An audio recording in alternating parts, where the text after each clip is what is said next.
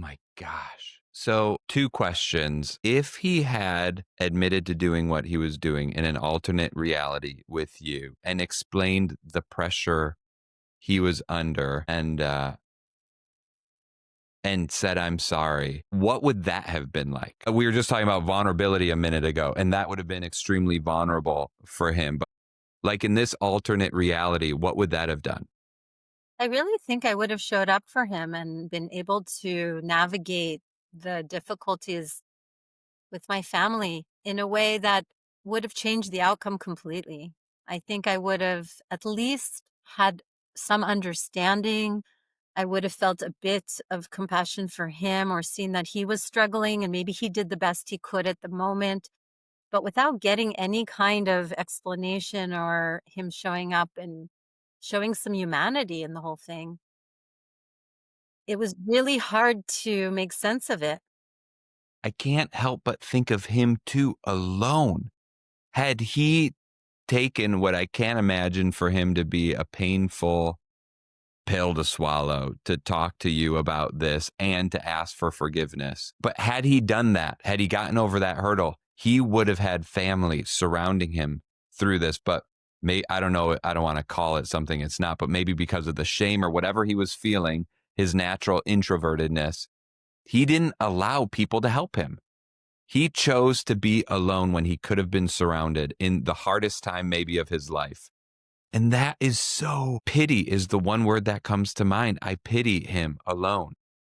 I think that the pride that he carried was so strong that he wouldn't allow himself to be vulnerable in that way or appear weak. That could be one explanation, and I don't know.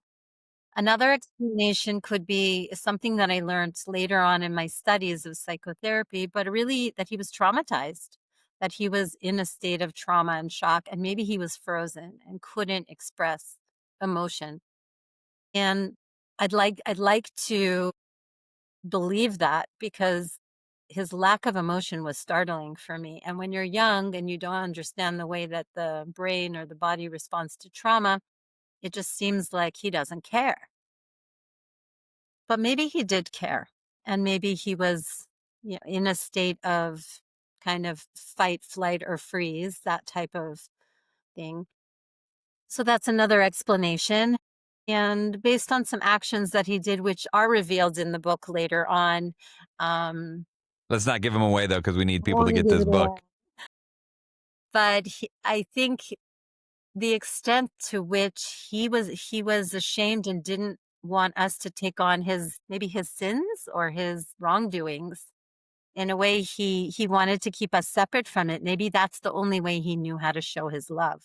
So there's Mm, so many people are complicated. There's so many ways to see ain't it, that and the truth? I'm older now. I understand that better now. I've been through a lot, and I've been through a lot of therapy, and I've lived life more, but at the time, it was just didn't I didn't quite have the tools to make sense of it. That is, I just want to pull that out. I've got a couple more kind of fire questions for you or lightning questions, but on this topic. But that is a good thing. When people frustrate us and confuse us and are truly inexplicable, it's just good. I'm in my mind, I'm like, okay, Rachel, I'm so happy you said that.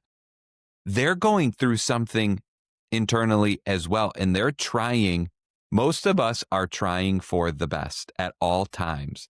And that may have been the way he knew how to do the best thing that he was trying to do, which was protect his family and love his family. And the way for him to do that was to keep you at a distance.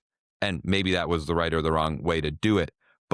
But intention does matter with action. And that's just a great reminder for me when people do question mark things. It's like chances are they're trying to do the best possible thing. And this is how they know how with all of their wounds, with all of their life experience and the spaghetti complicatedness that each human being is on their own. Wow, I'm so happy you said that. Thank you. So you're married at this point in your early 20s. What was life like after this?